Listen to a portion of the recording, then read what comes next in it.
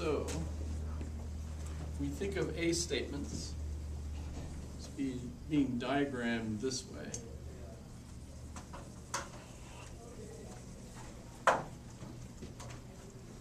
The Venn diagram. So I have whatever the subject set is and the predicate set. And what the diagram shows is that this is like a black hole, right? There's no members in set S that are not also in set P, so that you're saying all S is P.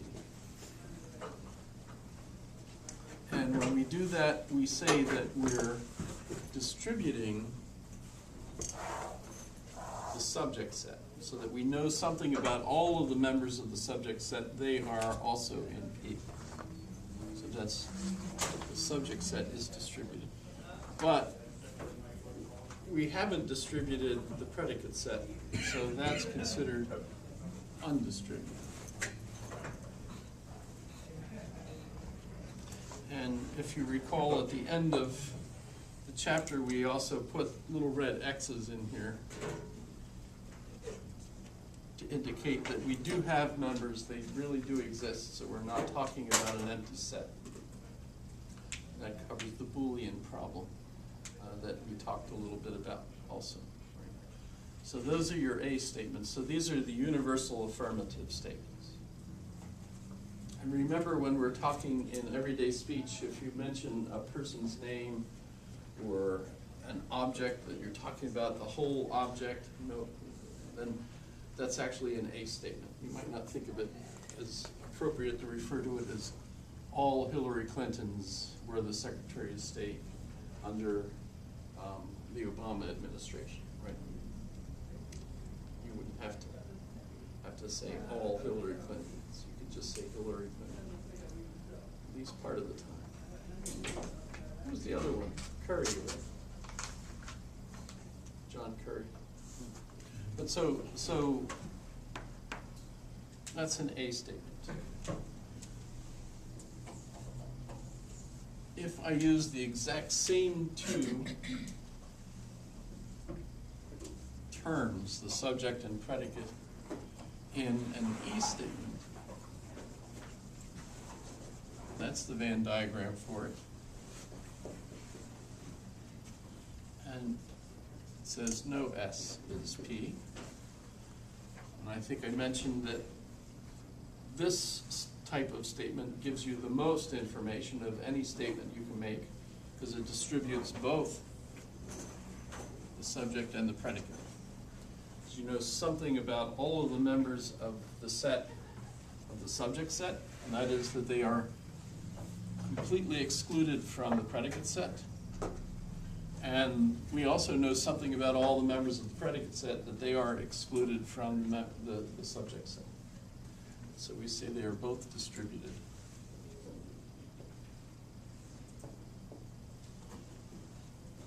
And this is the universal negative.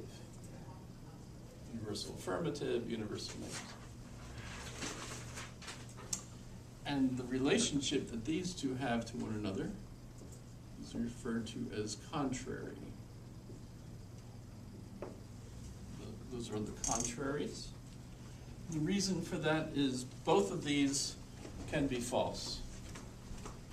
If one is true, the other one has to be false. But you could actually have both of them false.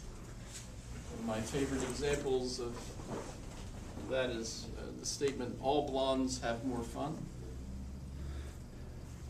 That's false. I've had lots of students who were blonde tell me, no, that's false. Not only that, but you would have to meet each and every single blonde in the world for that to be true. Well, as long as you meet one blonde who has not had more fun, right? So here's that blonde who has not had more fun. Right? So some S is not P. Then I know that this has to be false.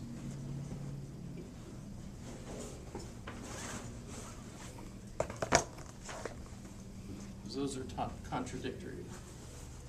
If this is true, then this is false. If this is false, then this is true.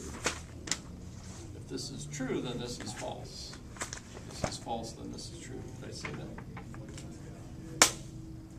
So you can see these have a different relationship than the contraries. So that's kind of interesting.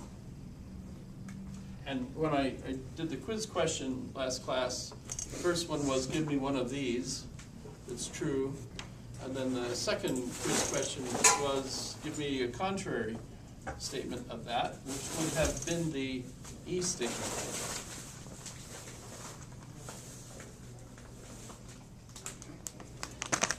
Notice that this is the contradiction of this one.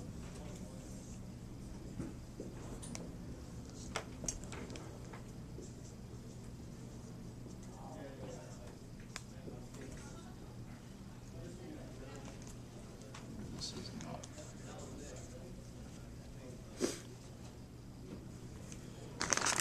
With regard to distribution, this is the weakest kind of statement you can make because both are undistributed.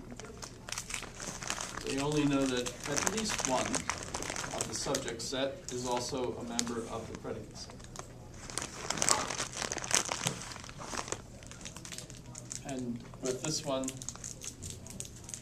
oddly, we say, okay, this is undistributed, I understand that, but we do say that the predicate set is distributed because you know something about all the members of P, and that is that none of them are that S. So that's the explanation for that. And these have a relationship. They're called sub-contraries. Notice this just sub means below. Pretty easy. And we don't call these the super-contraries, we just call them the contraries. These are the sub-contraries. And the relationship they have is if this one is true, this one could still be true. In fact, it seems like it often is. If this one is false, this has to be true. If this is false, this has to be true, but both of these could be true.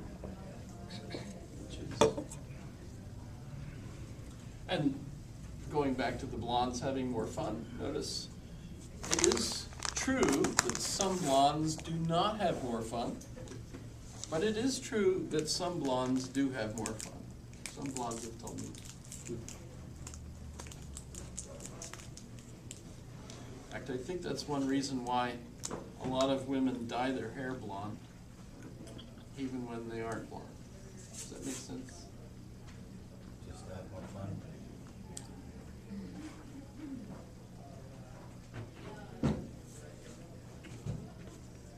Well, then again, you'd have to check individually, I guess. As a rule, I don't think it actually does that much to the individual. Except surprises everyone when all of a sudden you're a blonde. I could ask Tom, oh, you know what? He's not a blonde anymore, so I can't ask him. I don't, is that effective?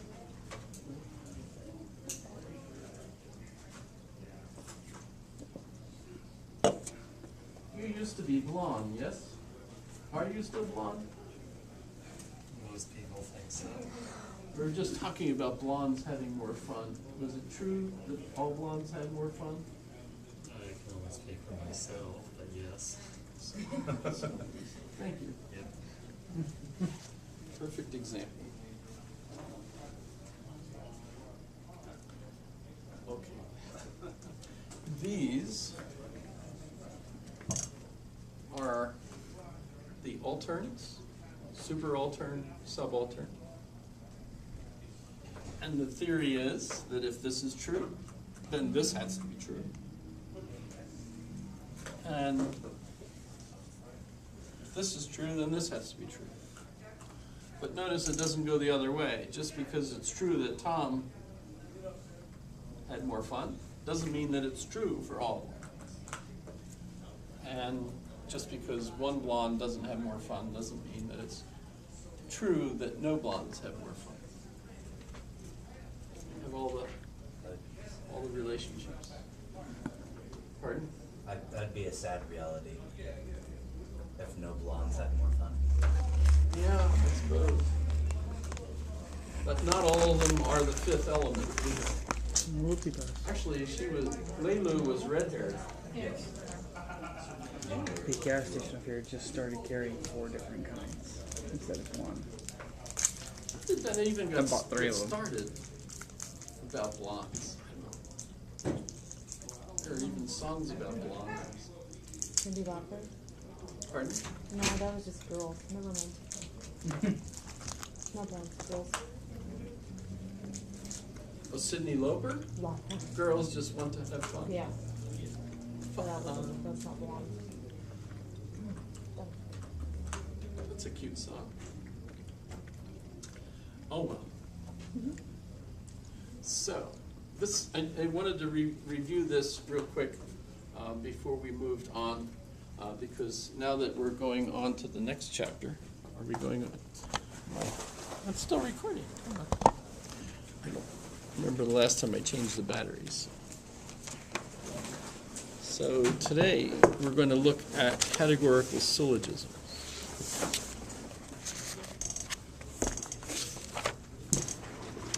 And so to do the syllogisms, you have to remember these A-E-I-O statements, because that's what we're going to put together.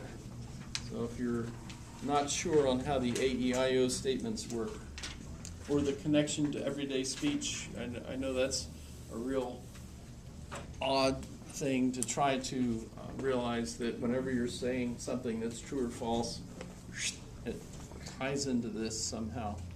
You have to interpret it and figure out which one. Remember, too, that we also combine them, so that adds to the confusion, but if you're using a compound statement, which certainly can be true or false, and its elements then must be true or false, that those statements, the simple statements that make up the compound statement, have to be these.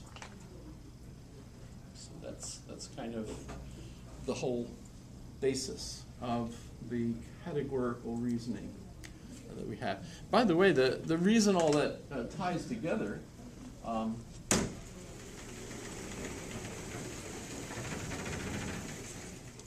Aristotle figured that if you're categorizing things, say I have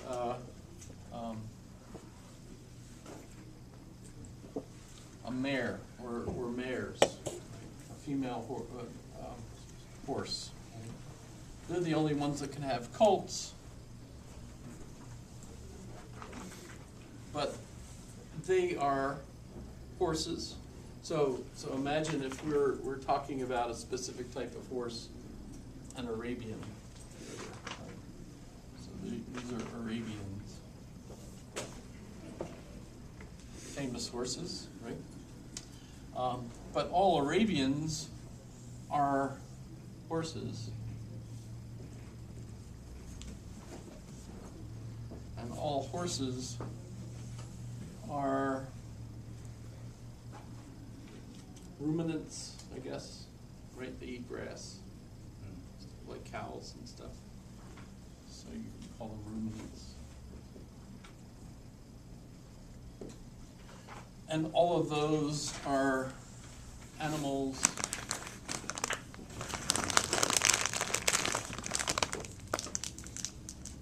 and all animals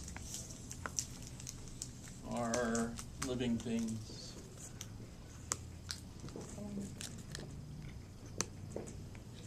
And all living things are things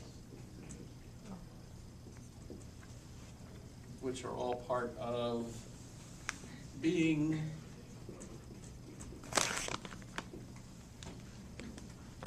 And you have being and non-being, so that's all there is, being and non-being. Everything is made up of those two things. And then broken up into pieces, right? And so knowledge is knowing what things are in what sets, and also what things are not in those sets. So for example, plants are not animals, even though they're living things. So we would have, instead of animals, we would have a separate circle for plants. Fish are also considered animals, but they clearly wouldn't be ruminants. They wouldn't be bipedal or quadrupeds, because fish don't have feet. So if you think of it, this is basically the classification system that we have still today. If we think of the different kinds of living things today, I think there are four different families, right? Because the one kind that they added are, what are they called? Fungi? Right? You have The fish, bacterial. you have animals, you have plants. Yeah, How do they break them? babies, birds, Birds, babies. but fungi for some reason are a separate. They used to be part of plants. When I grew up, fungi were considered, mushrooms were considered plants. Now they're considered their own. Yes, Species. right. So they just. But notice what they're still doing is they're just categorizing things, and so knowledge is knowing everything in its place, and everything is set up based on its characteristics, which is part of its telos.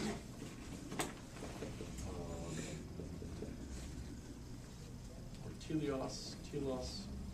Remember, Aristotelos means best arrangement, best plan, best purpose. There's lots of translations of telos. So, but for example, we did the ontological argument, the argument that God exists just based on the definition.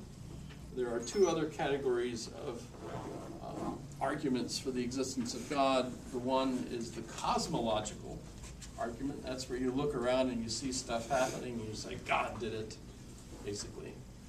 And the other is the teleological argument. And that says, wow, look how perfectly arranged this is. Only a great architect could have done that. That must have been God. So the teleological argument for the existence of God, the argument based on the design argument. What's the modern version of that? Something design, intelligent design is the, right? Yes.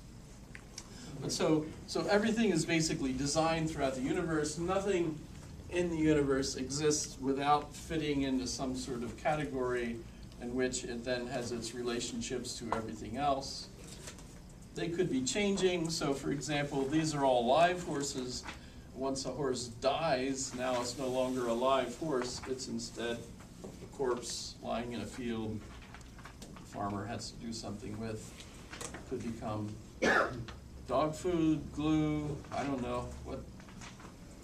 Right, you're going to move it into a different set of categories. That's part of your knowledge, right? So you get how knowledge is supposed to work as far as the ancient Greeks were concerned. Yes, pretty easy. So basically, to know everything, all you have to do is go out there and catalog everything in its proper place, and then you're done. And that's it. So, Right. Not a surprise that when the medievals came along and they inherited all this Greek knowledge, they basically figured, well, the ancients knew everything. All you have to do to know everything is read their work, and you're all set. So, of course, it was a real startle for them when people started discovering that, wait a minute, women don't have less teeth than men. Everybody says, Aristotle had a wife. How come he didn't count her teeth? What the heck? You know what? You know, all sorts of things started coming up that, you know, rules, for example, about heavy objects falling faster than lighter objects. it doesn't work that way. Famously, the Tower of Pisa becomes site, 1 for this experiment. Which, by the way, makes Pisa a very dangerous place to be when all the philosophers are conducting experiments. So be careful when you're visiting Pisa. They were all dropping various weights off of the tower. That's a joke. That could be a joke. Not a good joke. It's true. The funny thing is, you don't think of philosophers as being dangerous usually. Yeah. Well, that was the whole thing. They waited. Well, let's see. So Aristotle was roughly 2,350.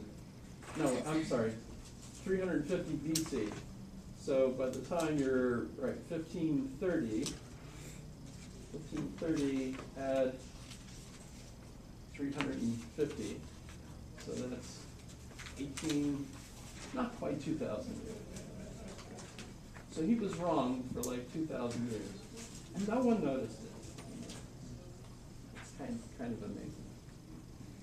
Galileo even came up with the idea that if a feather were dropped in a vacuum, it would fall as fast as a heavy weight. And they could not test that, but that was the theory. And now, of course, they can create vacuums and drop feathers. And I've seen a video. Can you trust videos? Can you trust YouTube? I don't know about that. No. Interesting. Depends on the angle. You can't really trust videos. Trust more than pictures. I suppose. Well, so this is the whole basis of categorical reasoning, right? And so then when we get into arguments,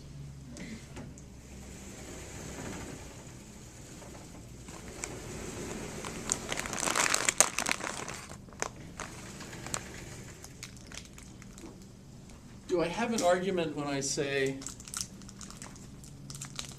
there's one bulk, one Führer? That's not an argument. That's just a statement. Famous statement, but not an argument. Let's not do more Hitler. I'll leave Hitler out. But if I say cows are smart, is that an argument? It's just a statement. If I say cows are smart, horses are smarter, That's argument. Could be. I think it's a double negative. They're both statements. they're both statements, but if there's a relationship that leads to a conclusion, I think you'd have to. and it be able might to be a prove it. conclusion, I'm saying horses are smart, but maybe I shouldn't have made it so complex. Let's just say cows are smart, horses are smart. Now it's pretty clear, I just have two statements. No argument. If I have an argument that comes out of it, and I haven't uttered a third statement, what you're doing is supplying a third statement and creating and making one of those statements into a conclusion. But strictly speaking, there's just two statements, you don't have an argument. In order to have an argument, you have to have three statements.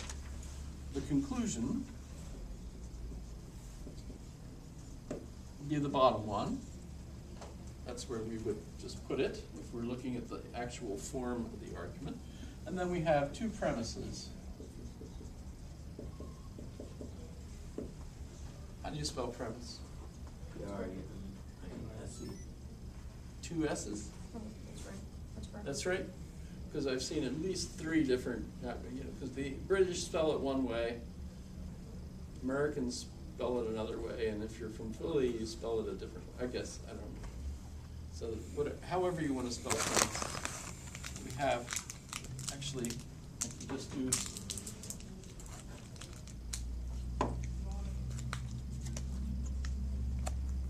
No. Promise.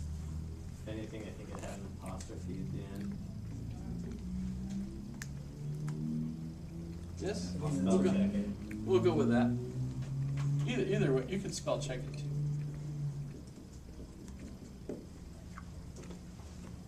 You need two of them. And the first one we'll call the major premise.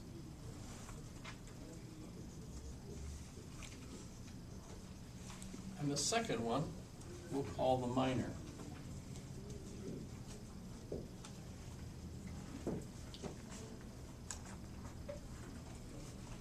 If you're mad about why they're arranged this way, you have to go talk to Aristotle, because it's his fault, not mine. So, now we need 3 terms.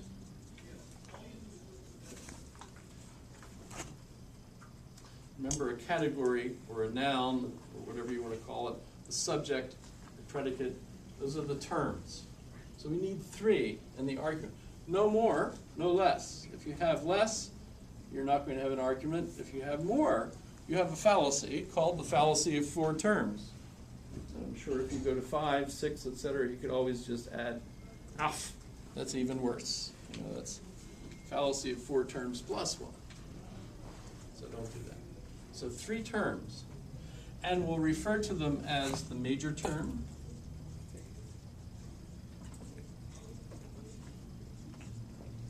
and the minor term,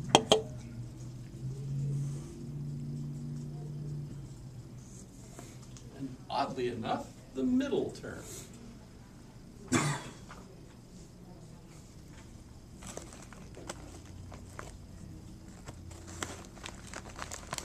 And I'll show you why it's called the middle term. So in these 4 statement types, A, E, I, and O, each of them, notice I draw with a particular direction. They're all going this way. So the subject is on the left, predicate is on the right. Now, if I'm going to have an argument with 3 terms, I'm now going to have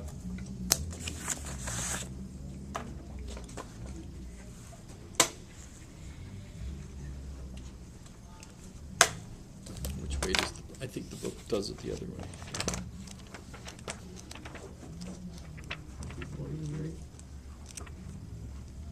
Yeah.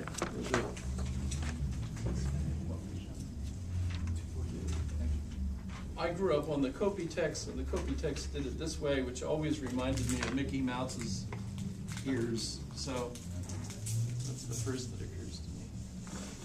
But the main thing is that you want to draw it the same way all the time. So I should do it this way. So instead of just the 2 terms, right? So normally I'll have 2 terms like that. And an A statement looks like this. In this case, though, I'm going to have, this is the conclusion of the argument, and this will be the middle term, or the minor premise. So my minor premise will be here. And this will be the major. And this is my conclusion. So notice what's happening is I'm going to make a statement that's going to connect 2 particular terms and show a relationship between them. Then I'm going to make another statement that's going to relate these 2 terms. And as a result of that, the conclusion, which relates the minor and the major term, right, gives you the whole argument, right? So this is the conclusion, right? This is the middle term. So it's the middle term because it's the one that both of the other terms connect to tell you what the relationship between they will be. Right. Conclusion only goes that direction.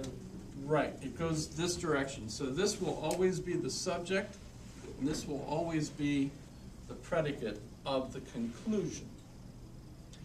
But with these 2, I drew the arrow both ways because depending on what's called the figure of the argument, It could go either way. They could go either way.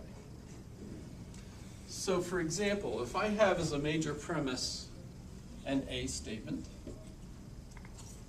and let's just make that all M is P. And then for my minor premise, I'll have an A statement and make it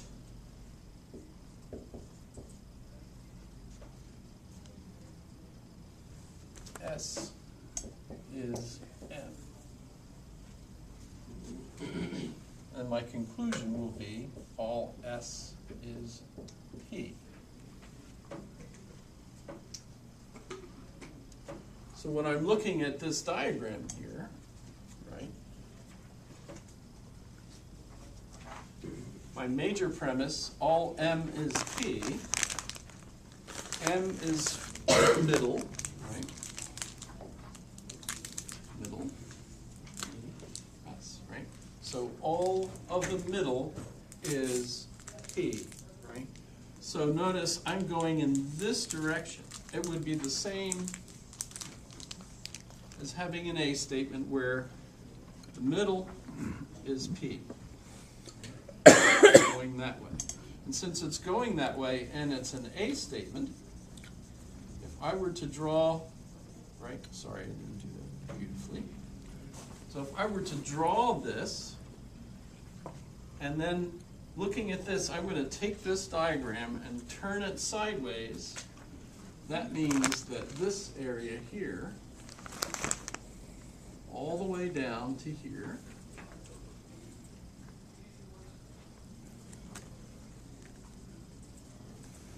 is filled in the same way you would draw an A statement, right? But in this particular case, I'm going this way. You see that?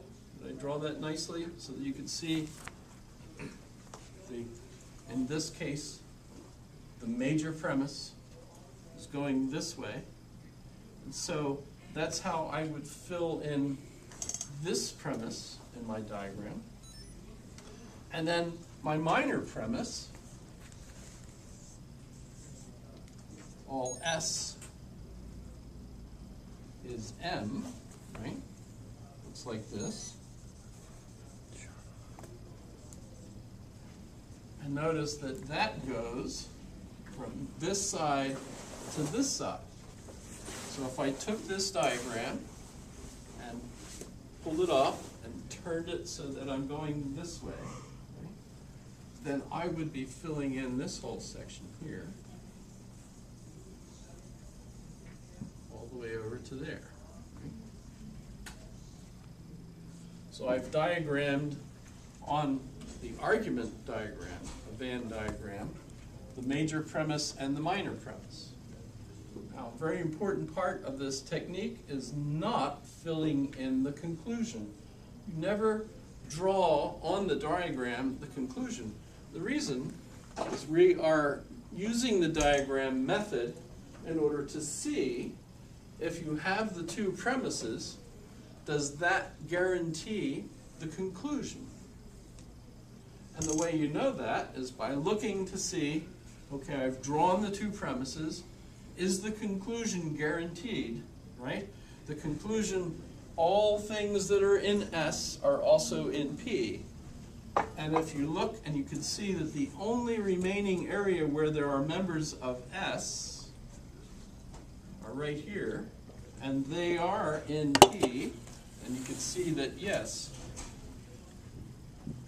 if my major premise and my minor premise are true, then the conclusion must also be true. And so if we go back and we think, okay, so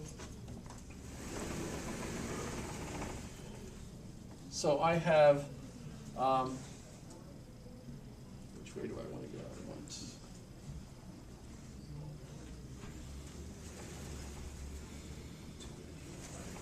Okay, I've got all mares are Arabians, right? And all Arabians are horses. So therefore, all mares are horses.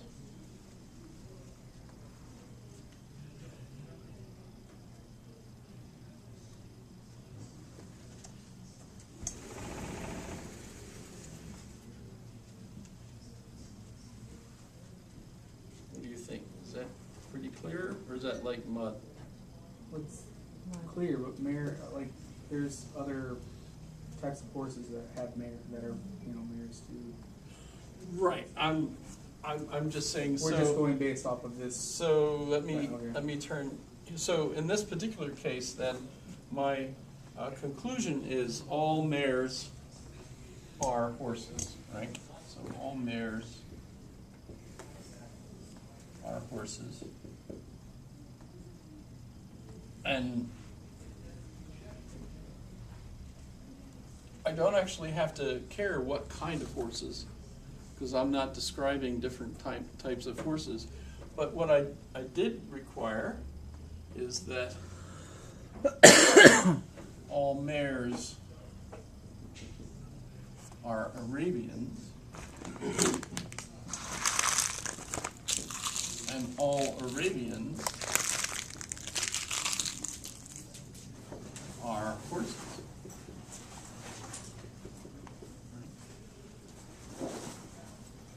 So the middle term that I went through to get to the conclusion is Arabians in this case, right? So I started off by saying, I know that all of the mares we have here are Arabians, and you happen to know, yes, and Arabians are horses, so yes, all of these mares are horses, right? Not a very sophisticated argument. However, it shows you the form of this particular argument, right? And it explains the vocabulary, right? Because what we've got is you can see that there's a middle term, Arabians. The minor term in this argument are mares. The major term is horses. And the middle term, Arabians, in both places. So notice some rules. That the major premise must contain the middle term and the major term. But it can actually be on either side.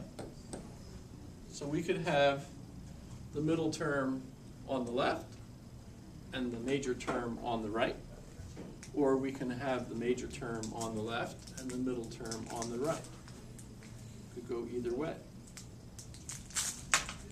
On the minor premise, you always are going to have the minor term and the middle term, which makes it the minor premise, right?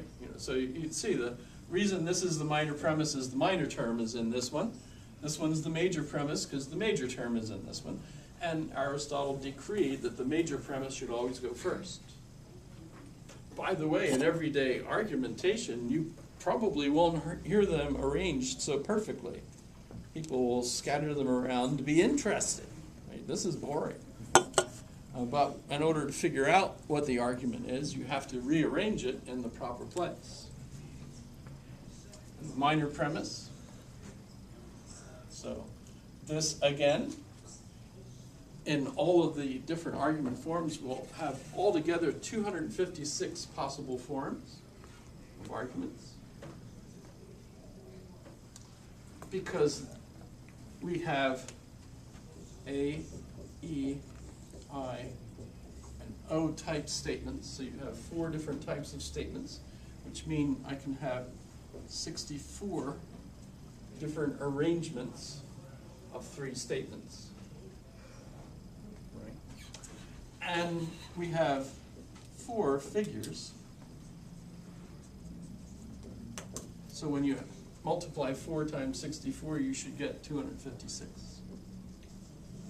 So altogether, there will be 256 types of syllogisms.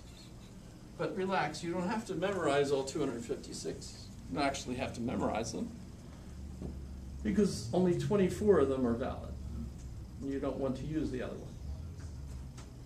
So if you're writing a thesis for your term paper or master's or whatever, you want to do all the research and everything. You want to have your argument valid, so make sure it's one of the 24 valid forms. Don't wait until you do your presentation and have some grad student raise their hand. That is impeccable. I love it. I think it's fascinating, but it's a fallacious argument, because then that's the end of your thesis at the moment. You have to completely redo it. So don't use an invalid argument form when you're doing a thesis. So this particular argument has the middle term here and here, the two premises, and that's considered figure 1.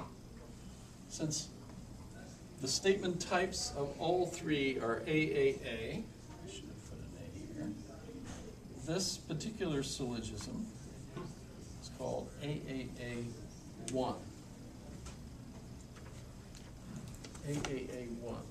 And in fact, the medieval monks had a special code to help them remember this one, and they referred to it as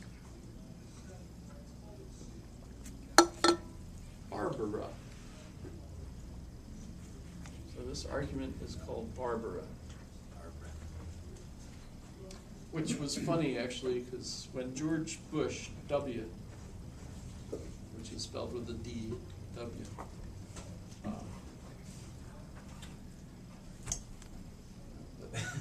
don't want to get into that.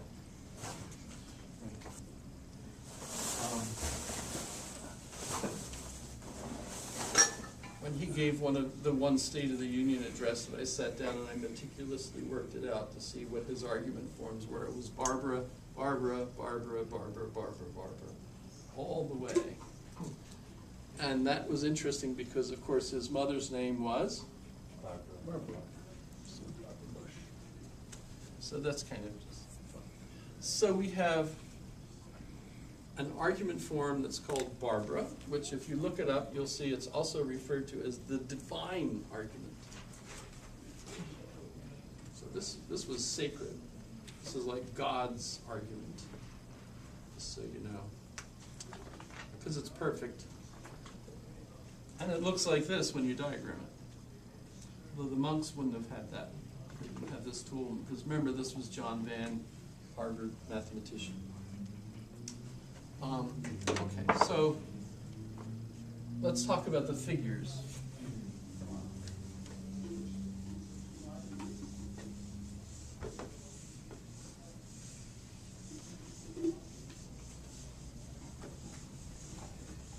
So I said that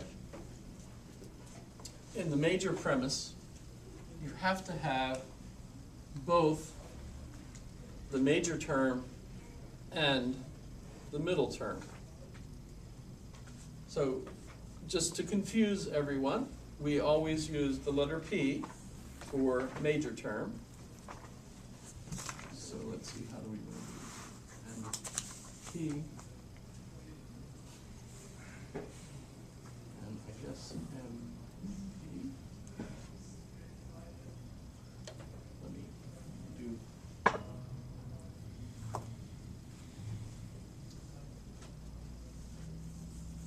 I need my mnemonic to help my ability here. So, all right.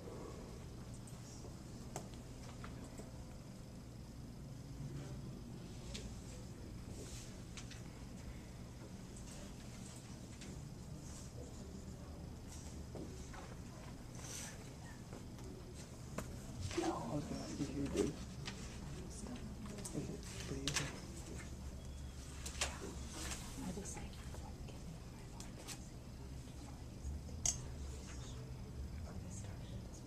Am I doing this right? Is it an essay test? What is it like?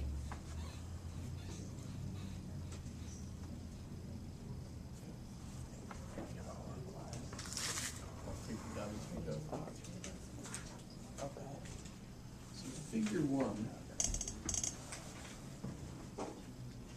has the middle term on the left for the major premise, and the middle term on the right for the minor premise. That's why you had this line like this.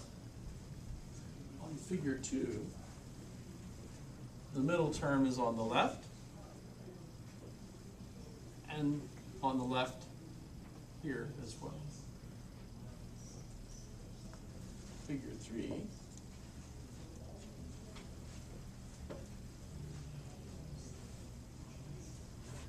That's what I did wrong. It looks funny.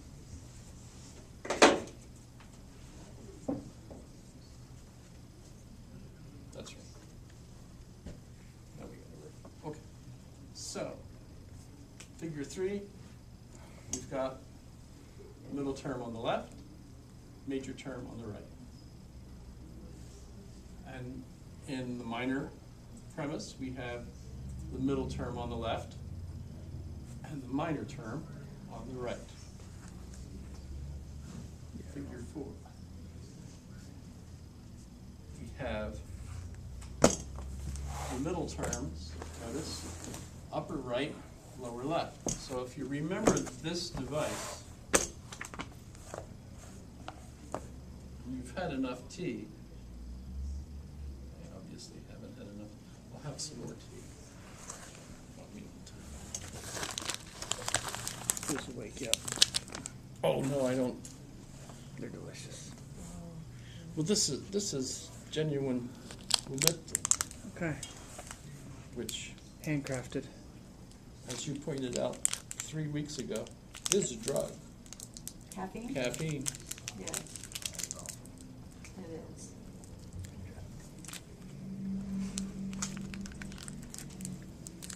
Has its withdrawals.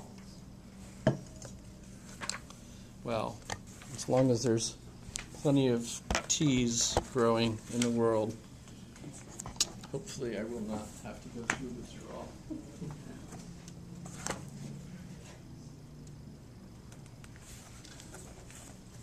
Would you like me to use a modern device? I can Yeah. turn on the- Turn off the light.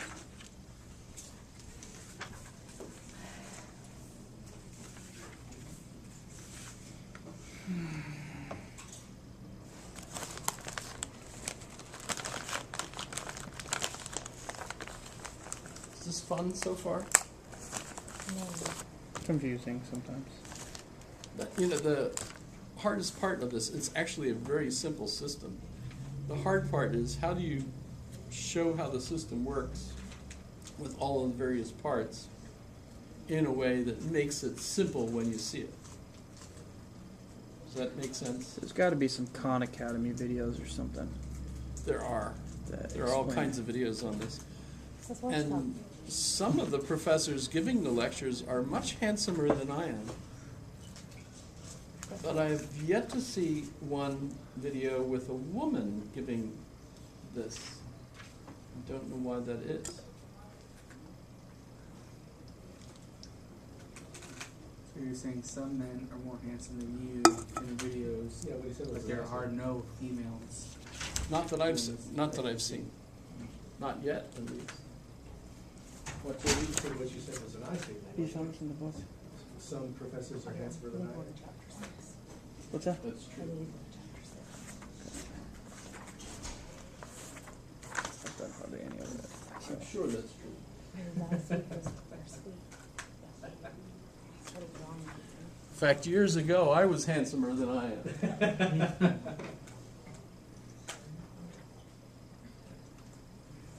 I used to be tall, you know, before, of course, jumping out of airplanes, you get shorter each time.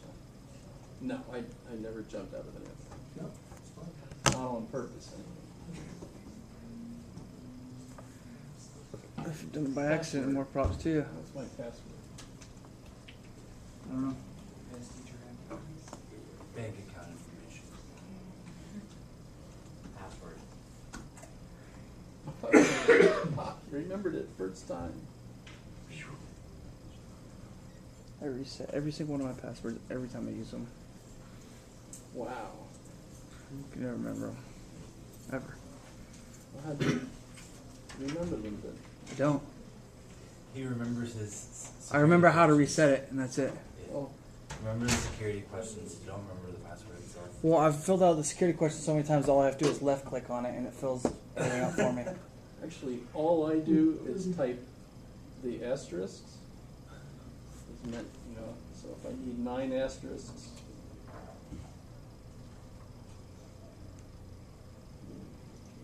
That's a joke.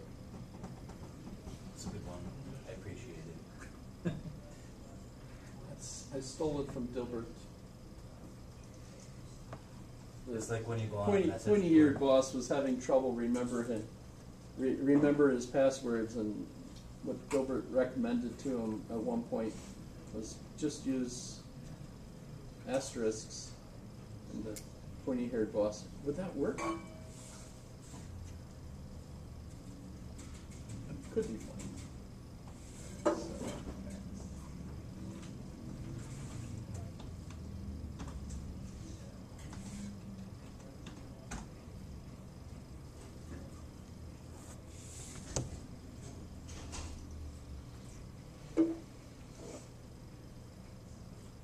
Oh.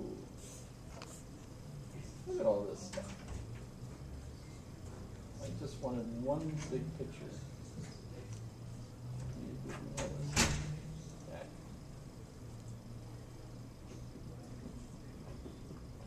This one looks small. That's still small. All right. Oh, how's that? Is that big enough? Bigger you want? Mm-hmm.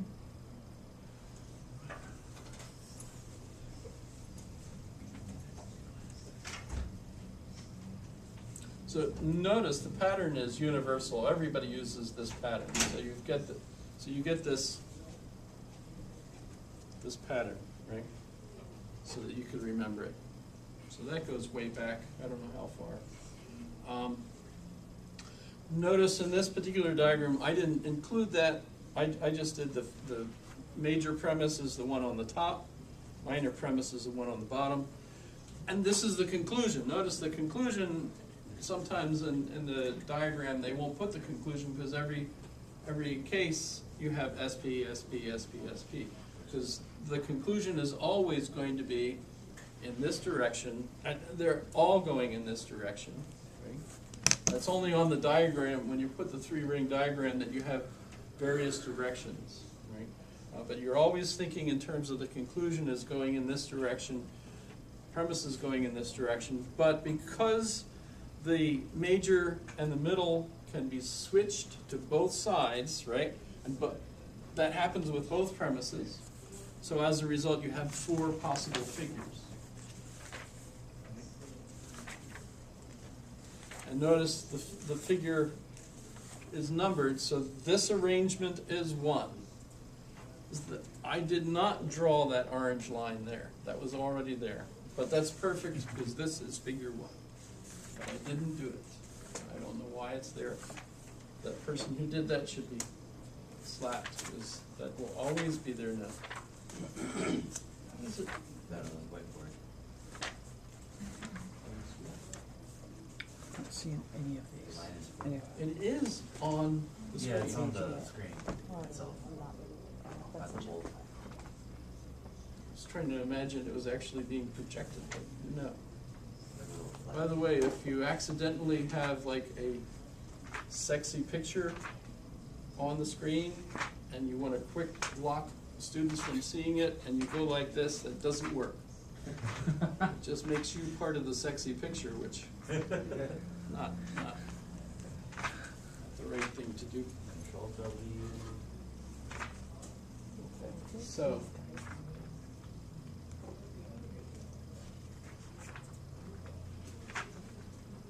I actually had some good links on my website.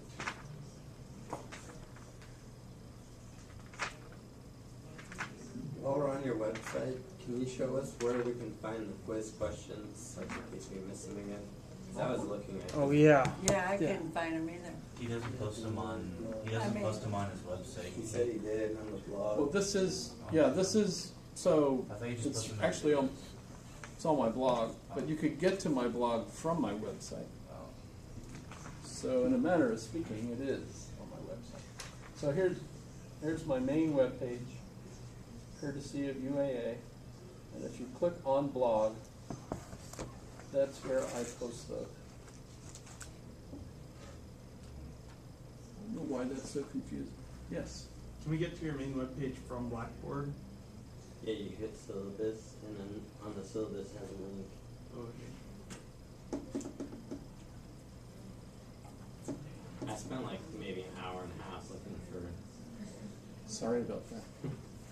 It's cool though. You can spend that much time looking around on my website. That's pretty neat. I was a little flustered, but Well, I've spent 23 years building that website, so it should be confusing. So that's why. It was confusing. I might be able to figure it out. 48. So this is a neat page. I don't think Nietzsche is the same as Fibonacci, who's the one that's famous for the sequence. 1, 1, 2, 3, etc. Right? Yes. I don't know what Fibonacci is from, but that's just a neat math page with different things about syllogisms and talking about the major premise. Notice it's on top. Minor premise, conclusion. Disjunctive syllogisms, categorical syllogisms. We'll go into those, etc. Here's your universal affirmative, universal negative, particular affirmative, particular negative.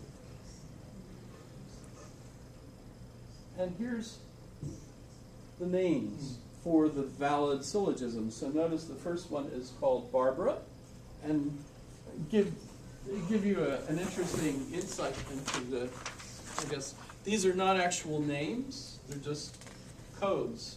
So even though this one is Barbara and that's a woman's name, it's not actually named after women named Barbara.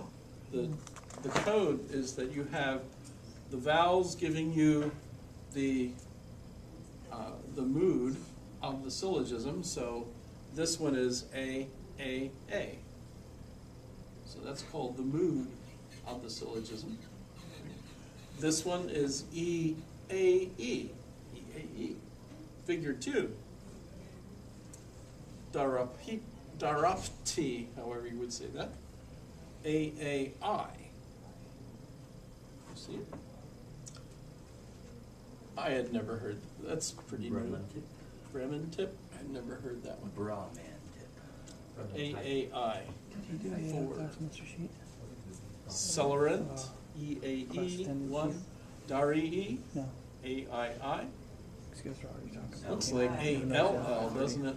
Yeah, that's one was confusing me. Yeah, it should be A-I-I. There's no L. Darl. One of the textbooks that I even got to help edit for logic came out, and we had it perfect on the digital text. When it came out, the first edition, they had L as one of the, instead of I. It was very Do it disappointing. again. They did it again? Figure 3, 3 down. Yep, that's And wrong. It's all again, It's A-I-I. so you have 2 AI. Yeah. But so the types of statements, whether they're AAA, AEE, EII, whatever, that's the mood of the syllogism. And the figure added to it gives you the name of the syllogism. So AAA1 gives you the name of the syllogism.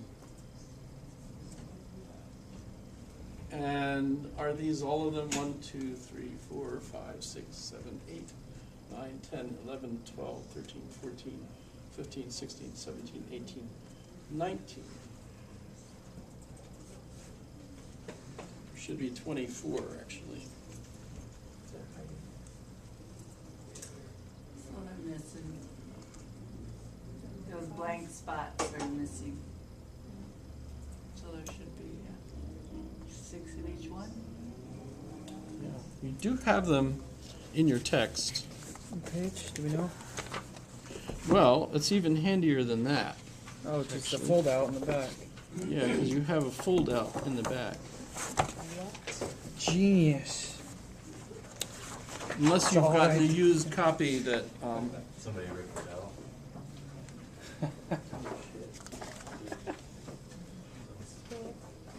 they don't Look, actually have all the full valid classes ones. right But you've got the four figures. Is I it? rented it from Amazon, yeah, it's pretty ghetto. I rented mine from Amazon too. Oh, I did.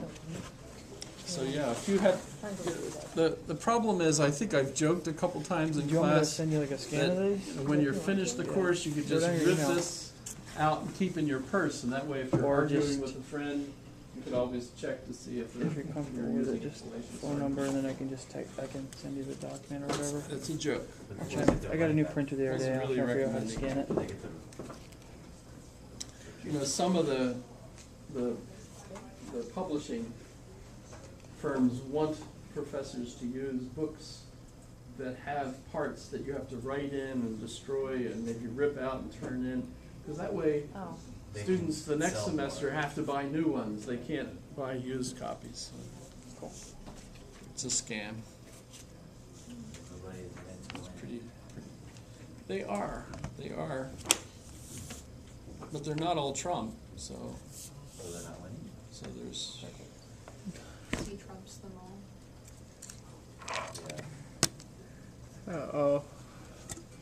That was one of the headlines.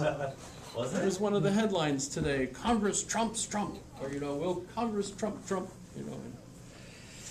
It's just They get excited about some of those, I feel. hot. It's still too hot. That's why I'm not having enough caffeine. It made it too hot. I know what I can do. If I can get it off. Whoa, I did. Now the question is, where's a safe place to put it? So, is this fun? Is it funner than it was? It's still not fun. It's type 2 fun. But you, I don't know you got why. your quiz right. I know, You that was pretty easy, see, there it is. If it's easy, then you get it. kinda, not really. For the I don't folks get that all are this feeling. shading. Well, we'll play with that. So should I go back to the board now and do? Just on the four figures, What's your there's, on the board, you've got your type 1, type 2, type 3, 4. What are the, Or just go home. Yeah. I'm thinking babysitter if I can be here. So the first one is the major And I had to premise. ride my bike there, my son's bike. Oh, gosh. Yeah. So see here? First row, Yes. right, that's the major premise. The second one is the Chocolate. minor premise. Oh, boy. And notice there is a pattern, which I was trying to remember, and This is how I get your I've class. only done this, since 1970, so I should have been able to remember the pattern. I would type. But so you have MP, PM, MP, PM. So that way obviously there's only two arrangements, but they want to repeat it 4 times because you have to have all 4. SM, SM.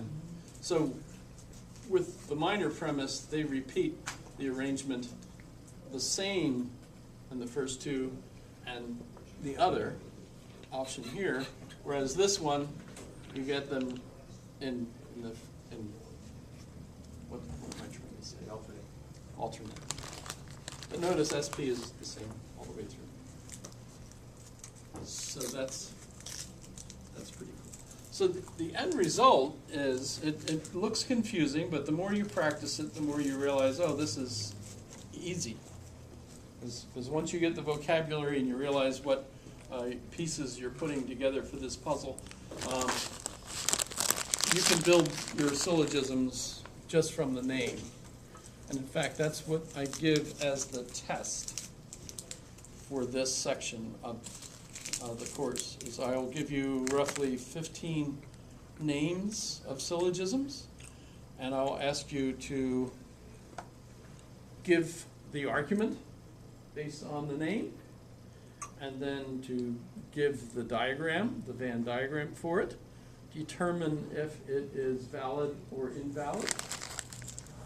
And we do in the book have all the valid argument forms listed. There's a chart. I'm guessing is it page 256 maybe? 255. This is starting to sound scary. 255. You found it. There you go. You could also say Eureka. Not my book. It's not 265. This is what you're looking for? Ah.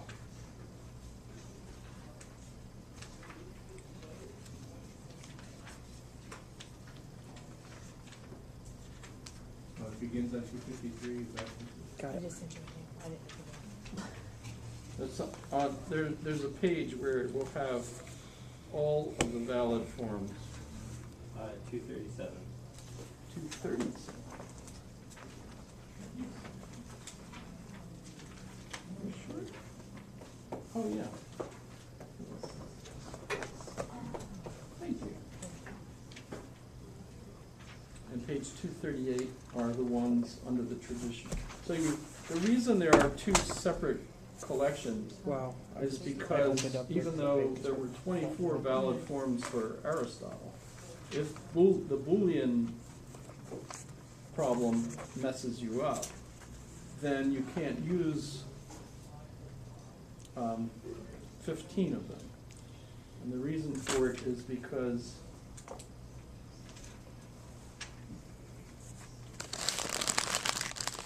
that 9. It's because of what they call the existential fallacy, which we will talk about too. So let's do some, and that'll help, I think. So let me, and of course, if you're curious, you can always find them here. You can find them.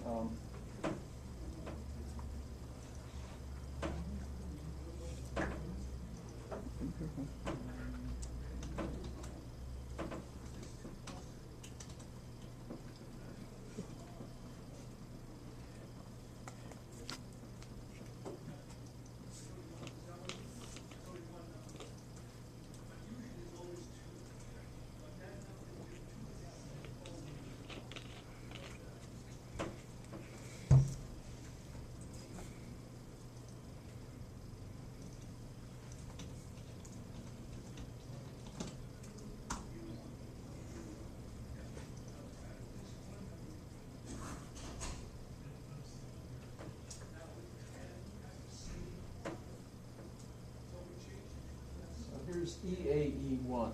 So let's just do EAE1.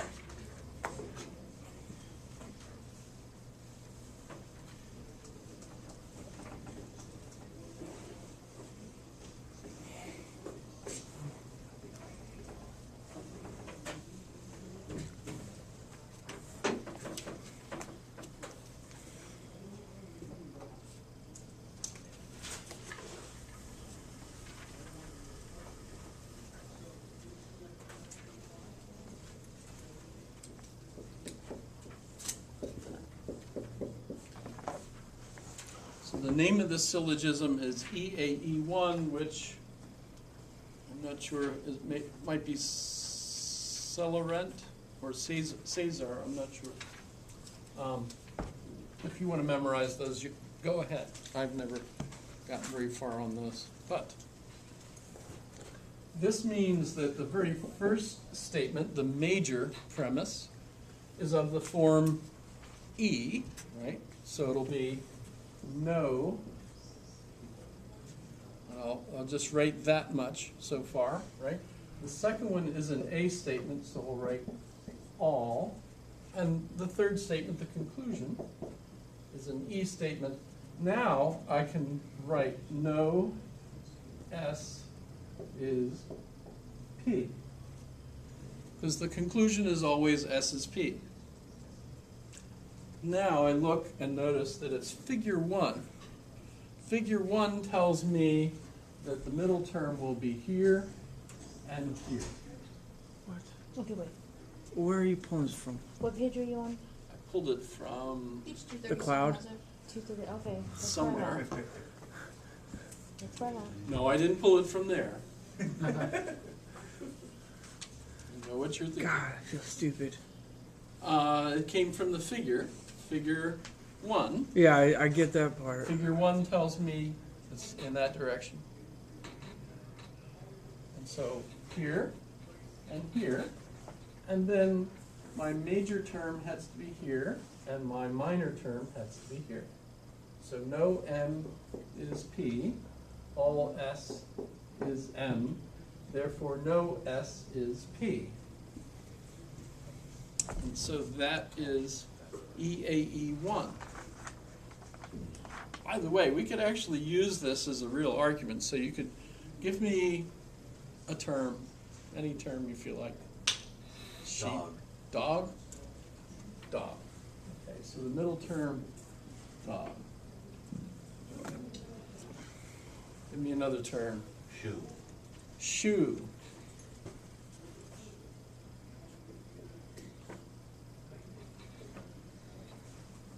Did I spell shoe correctly? Yeah. And one more term? Tree. Hush puppies. Puppies. The food or the shoe? Or the animal. Hush puppies, those little fried dough ball things. That's what, yeah. They're dangerously delicious. Okay, so now we have an argument. Might be silly, we'll see. Goes, no dog is a shoe. All hush puppies are dogs. So therefore, no hush puppies are shoes. That's true, actually. If hush puppies, It's the food. If we're saying food, because didn't there used to be some hush puppy well, shoes? if you're talking the hush puppies that are dogs, Yeah. they're not shoes, right? So it's true that no dog is a shoe, even though some of them lie on your feet. I think the way that they show dominance or something. Eat comfortable. Although some of them. And all hush puppies are dogs, the real hush puppies, so that's a type of dog. So therefore, no hush puppies are shoes. So all my premises are true, and my conclusion has to be true, and it is. This is a valid argument form. Yes, Can't they be turned into shoes though? but then they're not dogs anymore. They're made of dog, but they're not a dog. They're not the being known as dog. But so there's, just so you can see, these are actually useful. They're not just, when I just use S, P, and M, for the argument forms, which is of course the easiest way to do that. But if you're thinking, well, but you can fill these in with terms, and of course you can then use your interpretive skills to turn these statements into more panache-filled savoir-faire sorts of things. But you still have the form. You still have that argument form, which is still valid, notice. So they are useful. Okay, but now let me diagram this. So this is my middle term, subject term, predicate term, and my conclusion, which makes this actually the minor term, and this is the major term. That will always be the case, and this is the middle. And actually, since it's the middle term, notice in this case it's dogs, and my minor term is hush puppies, and my major term is shoes.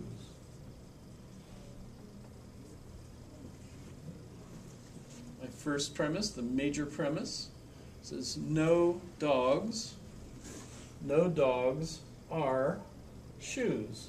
Now, if I have an E statement, it's diagrammed like that. And in this case, it's no dogs are shoes, right?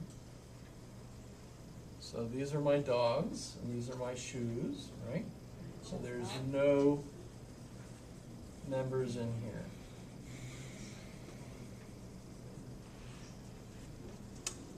My minor premise, all hush puppies are dogs. That would look like this. These are hush puppies, and these are dogs. So here's my dogs, here's my hush puppies. So this is going this way and saying that all of these in this section are not there. This is an empty area. Remember, I only diagrammed the first two statements, the premises. Do not diagram the conclusion, because the goal of the whole process with the diagram is to see if, when you have the premises diagram, the conclusion is given. Yes, Dwayne? What's the X value for? Like, why would we not put an X in these spaces from last week's lecture? Right. When if I want to put the red X in there to indicate that there are members, the place where I would have to do that would be in, I only did it in those. Right? So in my E statement, which is the first one, I have no dogs are shoes, but I do have red X there. And all S is M, so this is empty, but I do have to have a red X in here. But that's all I need that for. So it's just showing if there's members of those categories. That there are members there, right? But now my conclusion is no hush puppies are shoes. So here's all my hush puppies, and here's all my shoes. Notice that there are clearly no members of my hush puppies over in my shoes. So you can see with the help of the diagram, if you didn't catch it clearly enough, which I think that's about the ultimate in clarity there, arguing valid Yeah. categorical arguments. This is why it confuses me, because down there at Hush Puppies, like where you shaded that, some of it is in the other circle. Well, this is completely empty, Oh, okay. right? When I shaded in here, the two, and the reason I know to shade that in is because the premises tell me shade this whole area in, right? Because what? So the shade Yeah. The equates to shading no is excluding, Right, shading excludes it means from there's the circuit. nothing in that section. I think I look at it the opposite way, is what my problem is, That- right? Have you had statistics? Yes? Then they taught you just the opposite. So that's why, And and I'm taking statistics- statistics right now. Yeah, that's perfect. You'll be as confused as possible, That is why, though, I'm confused, which is one right? of the good, yes. Okay, at least I That's get one why of the I'm terrific confused. things about college is, you know, the goal of college, you all have realized, is to be as confusing as possible so that you take perfectly normal Americans, And but by mess the them up. time 4 years or so are up, Okay. you're now so confused you'll be a Democrat. See, I don't understand how EAE bond, Which, by the way, is why Digable, Democrats whatever, can never agree on Okay. it. translates into that is. Here's why, See how that works? it's because of this. Pardon? Like, all of these are gonna be, so. the E's and these Is statements. A, I think wait, it's so funny, but I is think E it's true, actually. always That's why they say No, the more M- you always get, the no. more liberal you M tend is to be. Yeah. no MRP. A lot of times we were using this as Because you're you know, being like that's how taught to we be did it. more and more and more Yes, so the E open-minded statement is always to no, all sorts of essence, other opinions where about the A things. statement is always all. Should we try and- Okay, so That's why he Yep. how we got Okay. no all. Let me finish though with this one, because now I'm looking at this and I can see that it's valid. So I should write on here, The statement is always the same. this is valid, Yeah, okay, all right. at least there's that. and that's enough. Then I'm done. Where that would you And write? you know, these are not Underneath the smaller Venn diagram or your I think to primary? really Where would I pass write this valid? stuff, you have to be on some serious I drugs. assume that you'll have just I a really do. I do. piece of paper with, like So I will copy this problem, say this is problem 5 or whatever. All of this stuff will be there. I'll find valid if you rate valid somewhere. I have no special place where you need to rate I valid. wasn't sure if I had to write it like What? specifically under this or over But here. she's like, oh my god, you should have. I'll find it. Amazing how I've learned over time to be the craziest. Yeah. And I said, no, it's total crap. Yeah. Like, you just, For the you next just said, test, no, it doesn't said that it was gonna be in crap. class, Just correct? it's Right. And is that gonna be on? Not that I did this a lot, but that was Paper. like younger. Yeah. So the goal of the second test is that I'll Anyone actually that understands, this is what take it's like. 60 minutes You out of the class literally think, to give you 15 problems. it's like you and you figure can out do the problems on paper. everything Now, in the that past, you I've get. Makes sense. allowed Everything. open book, And my sister, and my sister. unless you guys vote that you'd rather have closed book. She's like, I wish you would Do we have get, that way. is there any other Because it benefits truly to is closed like- book? Like, do we get more Like points? when that guy getting that hand. Well, the somewhere, benefit you know, to whatever, closed it's book like, is that means he you was able to memorize remember it all all the and write it down the syllogisms and next all the day, rules, which et usually cetera, you which can't do. means yay for you. Or he was explaining On it the to other somebody hand, that could write it You down. also might That is, say it's like that you- you'll probably do the it's just test funny. faster, because if you But have my memorized sister even everything, agreed, she's like, you'll I just know zip right exactly through it what like it's like. you would believe. And if you're Honestly, my counting on having the book, that means you're gonna be flipping Using pages dictation all now. around. So And that can means I, like, you're gonna be type sweating it? bullets and making sure you get all 15 done. So is it gonna be like fucking go. multiple choice where you have? That's my plan for No these multiple. assignments. These are, What I will do is give you like, It's not hard, obviously. What is Caesar? yeah, Okay. no, I wanna ask the names. Fermioque. I don't remember what. I could type Fermioque 300 word. is. I could fill out a 300 word paper in Well, we have 10 a minutes. test So it has been next 900 Monday. total. Yeah. So what he said, he was like, I don't know. No It's problem. like, if it's 900 words, you're gonna be way Blackboard. Then that's- Test night. Well, I thought there was July 9th. 2 questions at a time. You have to answer 3, like on this, and the link is on the Oh, you're talking about for the quiz? Yeah. Oh, okay. Oh, yeah, so like. Yeah, well, I have- Review, Before, practice. before we do the test, what I'll try to do is remind everyone how it works. Like the one I emailed to him this morning. So our practice is Because I want you all to get an A, of course. Yeah. By the way, if you screw the test up, you always have a chance to Apparently, because make it up. they have Similar like emails. one, their middle initials. Is that fun? And if for some reason you I've been can't dealing- come, say you're out in the field, or Like while we're on flying break. someplace, blowing some people up somewhere, then, I've been dealing with a lot of stuff well, lately. you know, they do I'm that. so far behind on schoolwork. You have a lot of classes too. We'll make up something, we'll figure out. You- yeah. that's- Like last night, I didn't go to bed. Push comes to shove, I could just say, oh, A for them. Non-existent.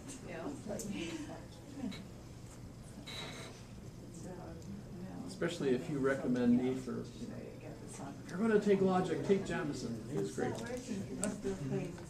thinks he's funny, he thinks he's handsome, I mean, that's how you, that's how but he you. is easy. So he provides his own argument.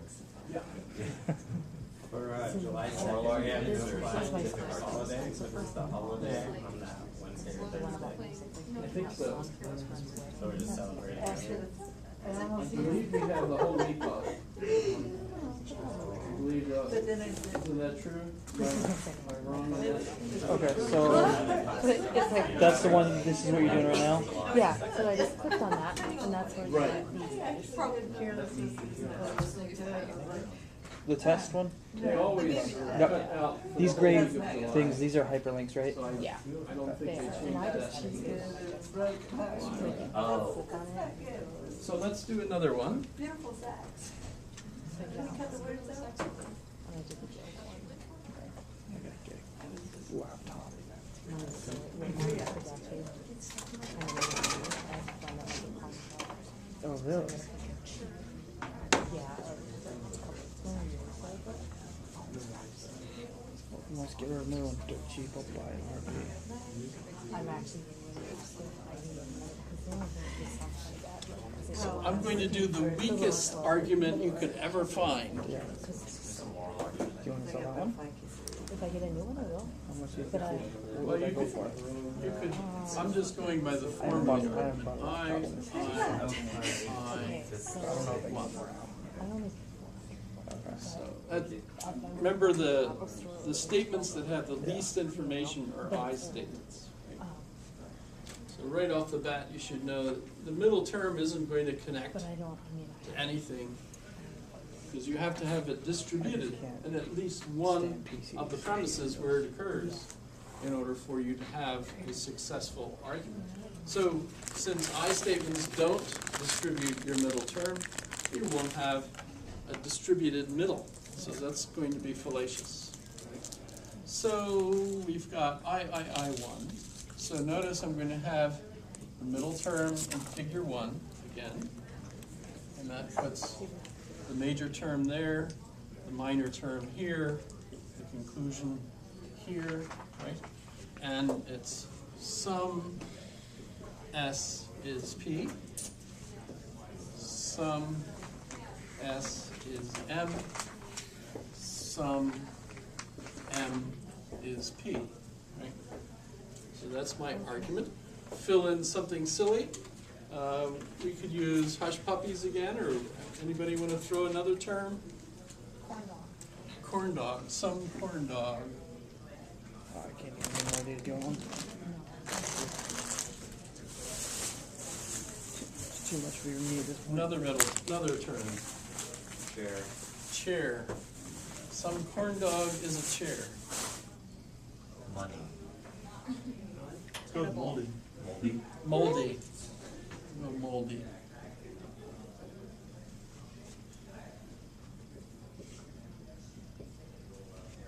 And another term? Rats. Okay, must be Texas then, right? No. That makes sense. You can make a corn dog out of anything, right, in Texas? Some corn dogs are moldy. Some rats are corn dogs. So therefore, some rats are moldy. As you can tell, this is absolutely ridiculous. There's no support really here. But let's diagram it. Said this is the weakest argument. Yep. It's only some parts of everything and not like a specific part of anything. So corn dogs and moldy things and rats.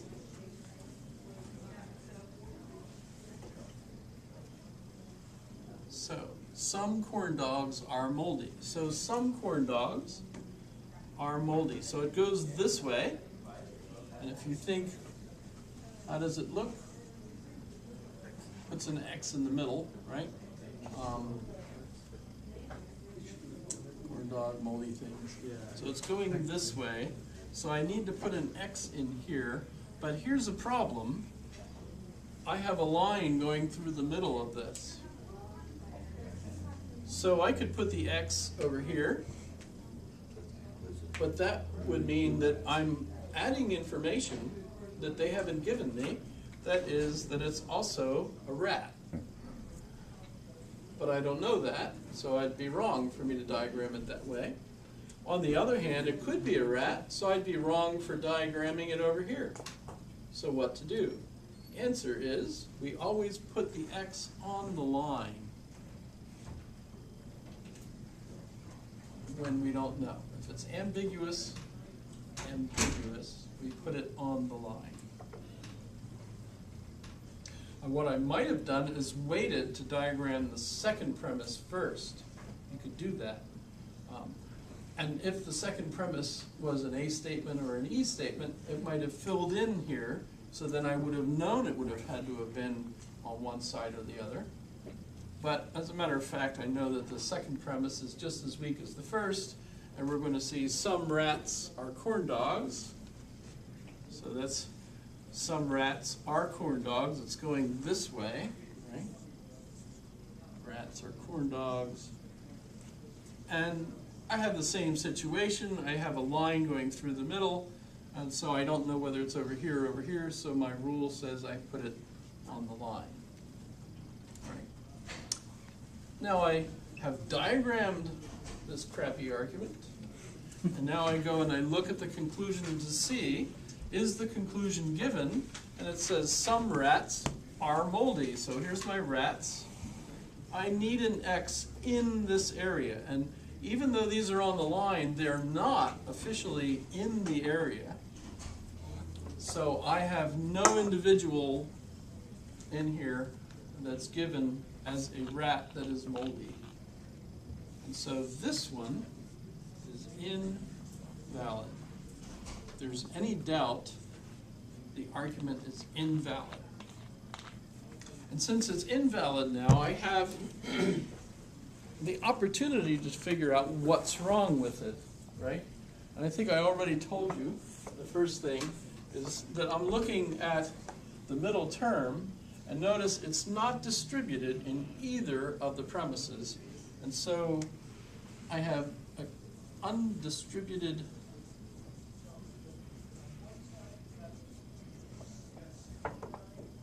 middle.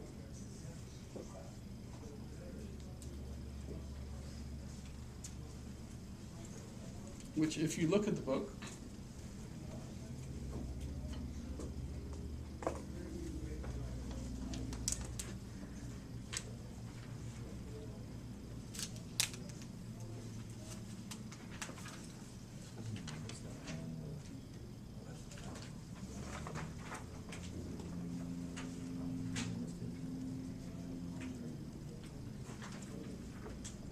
anybody see where the rules are given? 241, I think.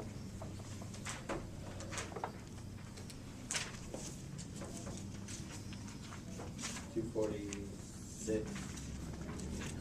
I see where they're talking about I propositions and categorical syllogisms. Ah, here they go. The rules start on page 258. So we've got rule 1. The middle term must be distributed in at least one premise. By the way, you might have even heard this in various literatures, where someone will complain or criticize someone and say, he did not distribute the middle. If you've ever wondered what the heck that meant, this is what they were talking about. The argument did not distribute the middle term. These are just a test one too. I don't know if you've ever heard that or even caught that as like an issue, but that's actually pretty often used. The elite educated would have been thinking in terms of syllogisms, and so if they're criticizing somebody's argument, that would be one of the criticisms they could make, that you didn't distribute the middle. So the fallacy is called the undistributed middle. Rule 2, if a term is distributed in the conclusion, then it must be distributed in a premise. If you think about it, well, that makes sense. If the conclusion is telling me something about all the members of one of the set, the terms, then the premise must give you all of the members, that same information. Otherwise, again, you have information in the conclusion that's not there in the premise. And that means it's out. And depending on the premise that is involved, you end up with either an illicit major or illicit minor. We'll do a couple of those. In this particular case, we don't have that problem, because notice in the conclusion, neither of the terms in the conclusion are distributed either. So that's not an issue here. our main issue here is we've not distributed the middle term. But let's do another one. Is this fun? You could see how the more of the, you could actually do all 256 and you'll be done. And then when you come in for the test, you can have your notes. You can see which ones they do, and oh, it's this one, this one, this one, this one. There's how many of these? Or if you have your internet with you, right, you know, you can just look up, and by the way, they're all there, complete with the diagram, etc. Now, something I've also done is I've allowed folks to But how is there have that many? conversation during the test. That usually does not work out well. Because what will happen is the folks who are counting on others to help them all end up talking with one another, and whoever's the alpha in that group and doesn't know what they're doing will convince everyone that they're right, and then everyone will give that wrong answer of that whole group. So it's usually the people that don't talk with others during the test and work on their own that get all the answers right and leave early while the others are all arguing among themselves and getting the answers wrong. So if you want to have conversation, I don't recommend it, but I'm not going to say that's cheating. All that sort of thing. And you're trying to find out if you know the work. You know, that's Can I ask? my wife is already getting the money, so I'm good. Yes, Stefan? I want to know, and then this is probably stupid. Nope. When I get how you get the no, all no, or some. I get that. But how, the letter layout, the M, P, S, N, how, The order? yeah. That comes from the figure. Okay, so what, figure one, you know what I'm saying? so How have do you, figure- so if the syllogism has the name 1, 2, 3, or 4, 1, 2, Oh. 3, or 4. Huh? Good question. Okay. Good question. so, okay, so 1, 2, so you're getting that layout from, Sherry, so you see that's how that 2, works? so you use figure 2. And that has the 4 in it, so you use figure 4 to can't get the think of your name? where you put the letters. I couldn't Reese? figure out how he was doing that. You haven't told me that. I don't know. Okay, I don't think so so. see how these all Have have, you? So you're Reese. Yes. Are you going to be Reese that's next a week 1. too? Because they all have So little you're cameras, how consistent. he had his Yeah. eyes on one, and I'm like, how did he know? Um, Okay, do you know where you got the sum? so. No. Okay. I'm not. This is I'm easy. lost. I'll show you. It's always gonna be You're good. those. Because it's an I statement. Mhm. That's what the Real I, figures. the I means. Mhm. So I start with So sum. if I give So all you three the of those, name that's of the why you drew out the syllogism, it sum will really quick, include a right? number on the Because end you of it, know. 1, 2, 3, or 4. So now we say that if it has the 1 behind it, The mood is the letters. like this one was EAE, Okay. so that was an E statement, an A Figure statement, will an be E the number. statement. And Okay. so So you it look is. at the diagram. So an A statement you can see the starts with arrangement all. and Okay. E statement starts with no, so you put no, all, and no. So it's always gonna be those Okay? 3 or And those that 4. also is a 1, Because with, EAE like, 1, so you're with using the A figure statement, it's called 1 SRP. to put your letters in. Spelled SRP, so it's always Because gonna I was be like, how, correct. Now why are we No circling the 2 swapping them M's out. on each one? I don't Right, That makes well, sense. the S. But you see, at least at least figure that thing out. And so it's also referred to. Okay, as are you on the page minor 237? That's just telling term. me The what P is the because predicate. you're always gonna have P is gonna So be we'll first. always refer S is gonna to be as the second. major. Yeah, I did Bird Bridge yesterday and I did M is terrible, middle. whether it was four. And we'll only be in the present. Anyways, I'm not going. And then middle I'm term. getting blown So out that's of just- that. Yeah, so That's the only it's a information. way to remember where the Because you're always it's a way gonna to like. remember where the ends are so that we can Parking see lot. how They it's did good. the big parking lot. So that's fine. Some- So it's and just. it's 3 miles. So when you're doing state, So this is figure 3. That's all. So we haven't done one of those yet. Let's- sorry. E is always gonna be no. And I got So I guess I'm like, trying to figure out how we Push get the the sum. then that dash 1 tells you Ah, which that comes from the I. I got to the edge. All three are I statements. If it I AEIO. statements are, One is some SRP. the 2 in the middle, 2 and 3 are straight up and down, Okay. and then the 1 A on the right is statement. single Windy in. is So Oh, it's like when you learn algebra 1, you do first outside, inside, left, and then multiply. No. That's what Yeah. What's up? Oh, I see. I got But the Toil, top not there feel. is- Right. They're all simple elements. But You remember what's that? fascinating is Oh, yeah. So the hard thing is taking all these simple elements. And then because seeing then how you they can all remember mesh this way too. together. Because this would be- the Once you figure get it, two, it's figure like, three oh, are on the inside, right? 1, 2, 3, 4. Yeah. Right. Inside. The ends are on the inside. I'm gonna have to watch So let's do figure three. These are all pointed towards the middle. Everything's pointed towards the middle. And the ends are gonna be on the inside in the middle. Alright. So we're allowed to have notes during the test? Yes.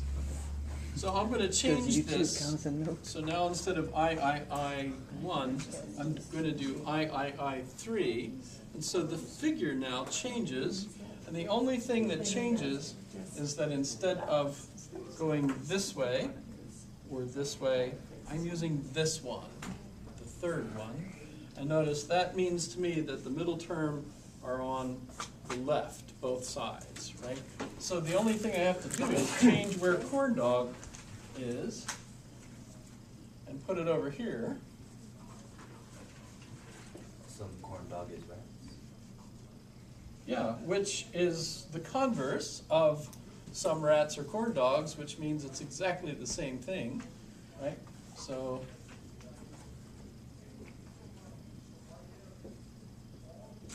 it's just as wishy-washy, and it won't actually change the diagram at all. Will it? Let me think. So some corn dog is moldy, has to be there. Some corn dog is rats, has to be there. So the interesting thing with this wishy-washy I is figure 1, figure 3, invalid, undistributed middle. That's cool, right?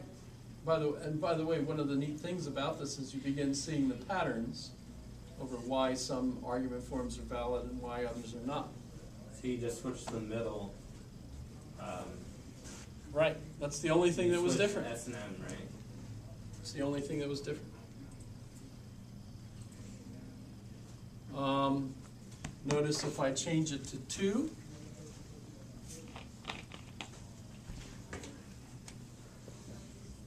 now I'm using this one, so I want the M on this side in both cases.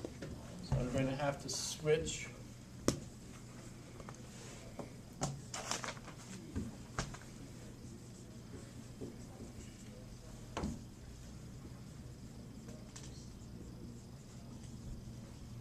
And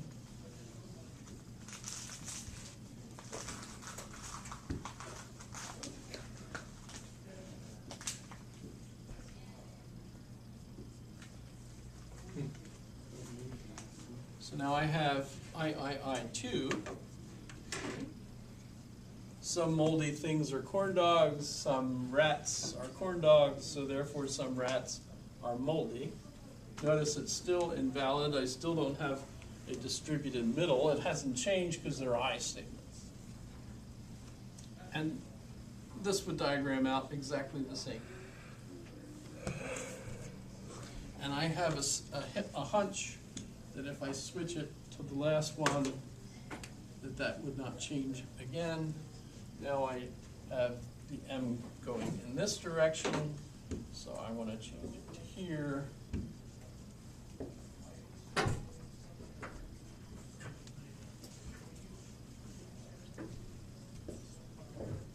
You said I2 is still undistributed. Right, they're all undistributed. If I have I, I'm not distributing the middle in either premise. And it will still diagram out this way. Still invalid for the same reason. So, really terrible argument. Out of your 256 argument forms, you can see 4 of the forms already are invalid, and they're pretty easy to remember. Don't use I. It's not going to win you any votes. But let's change it and put an E statement here. So now I have EII4.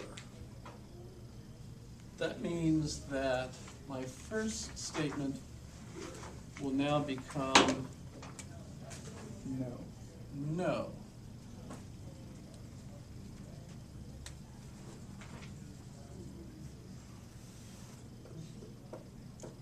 And moldy things are corn. Everything else should be the same. So no moldy corn things are corn dogs. Some corn dogs are rats, so therefore some rats are moldy. Right? When I come over here, now no moldy things are corn dogs, so I have filled this in.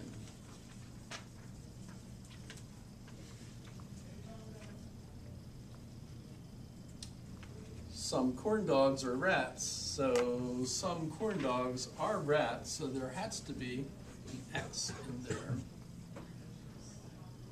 But now my conclusion is still some rats are moldy, which you can see is not given.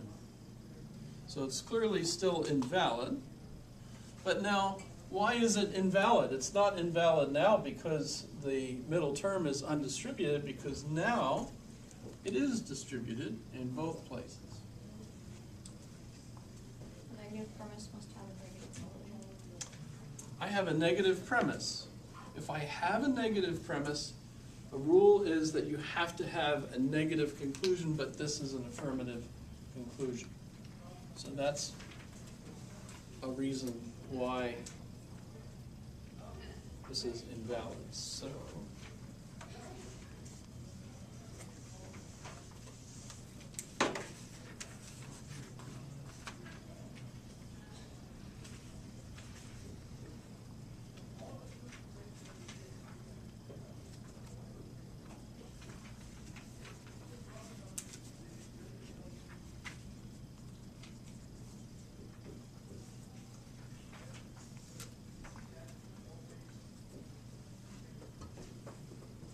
isn't this fun?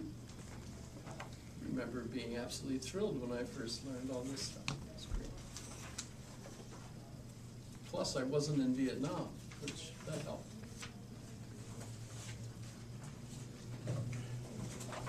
Vietnam War was a thing back then. Yeah, no, I got that.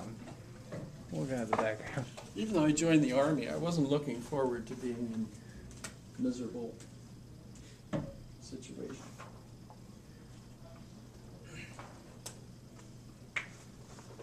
Turned out everywhere I went was air conditioned except Alaska. Alaska, you don't need air conditioning.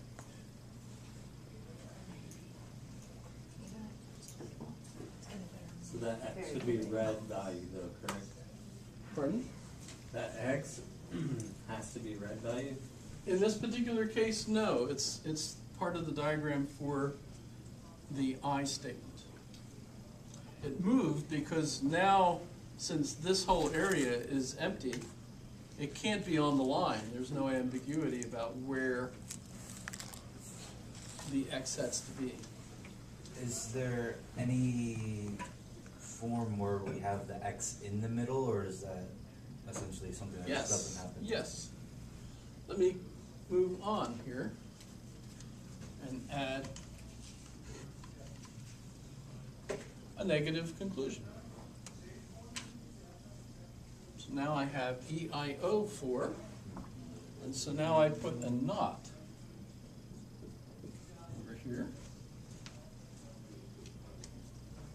So no moldy corn dogs. No moldy things are corn dogs. Some corn dogs are rats. So therefore, some rats are not moldy.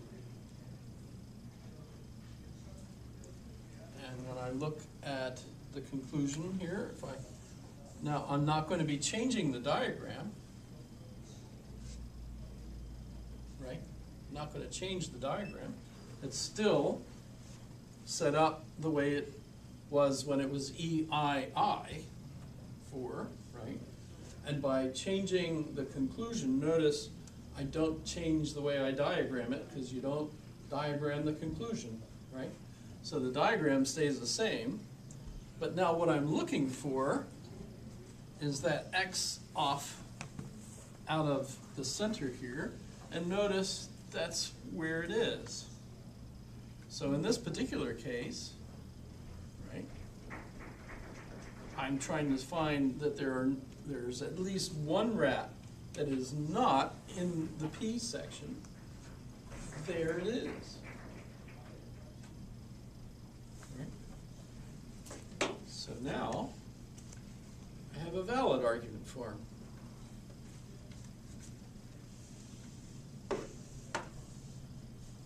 Because what rule I broke last time was I had a negative premise, but I didn't have a negative conclusion.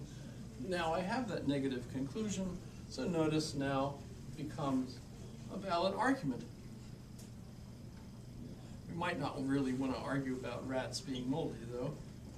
You could have something better than that. Let's see. No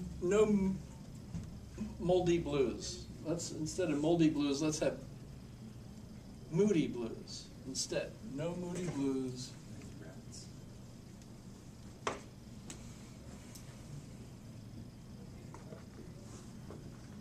Album is a dog. No, I mean like a musical dog. That's terrible. You ever called something that? That's a dog. You've never called a dud. How about a dud? Like milk duds? Yeah, like milk duds.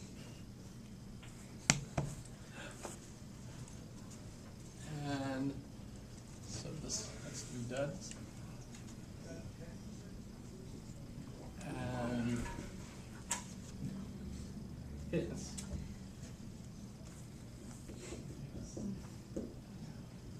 Right? No Moody Blues dud. No Moody Blues albums are duds. Some duds are hits. Isn't that contradictory? Yeah, that's. Well, not necessarily. It could be a hit with like the majority of the people that see you. It could be a dud. Or it Like could the be song. it could be a dud in the time that it's released, but then a hit later on in time.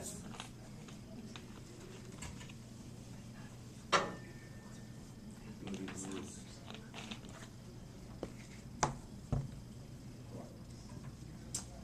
Just like all. Which is true. There are some hits out there that are not Moody Blues albums.